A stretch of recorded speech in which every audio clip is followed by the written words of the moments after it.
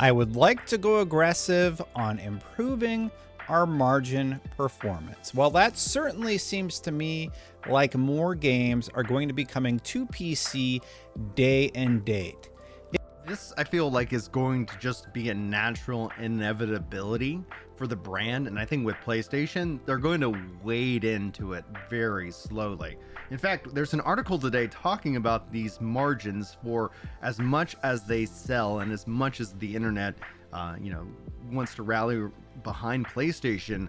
The numbers and the margins there need to be accounted for and at least take notice of in terms of just general discussion about the video game, its industry, and ultimately preventing a crash when it's all said and done. I think when we look at the crash of the 80s and the potential, not that it's guaranteed, but the potential for an upcoming video game crash, there's a lot of things that happen in parallel. There's also a lot of factors when it comes to what is a console nowadays versus what it was back in the 90s and early 2000s. And then you also have, a lot of things competing for our time, a lot of subscription services. But ultimately, I don't know how you guys feel, but I feel like my life has only gotten busier as technology is supposed to have made it easier.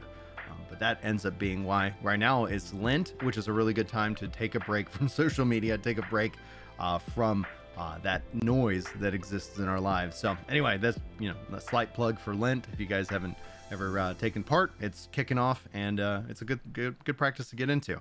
But this was reported just yesterday. Sony's valuation plunged $10 billion after its PS5's sales cut.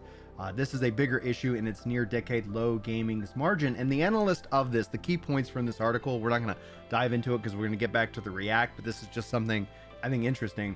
Around $10 billion of the valuation has been wiped off of Sony's stock after its sales cut forecast. This is, when it comes to all said and done, if you're not participating in these kind of markets, I don't think this really affects you. It's not like all of a sudden Sony's going away or closing down. But overall, like, what is the stock value? This is the prediction of the revenue that's going to be generated through the company. And this is a signal that those who are spending money, who own or investing or wanting to invest in Sony, feel like the value is going down because they're not going to be able to push out as many sales. And this is more just a sign of fear. Now, what this generally means, if you're looking at getting into investing, this is a good time, maybe a good time to buy. You might be getting Sony at a discount.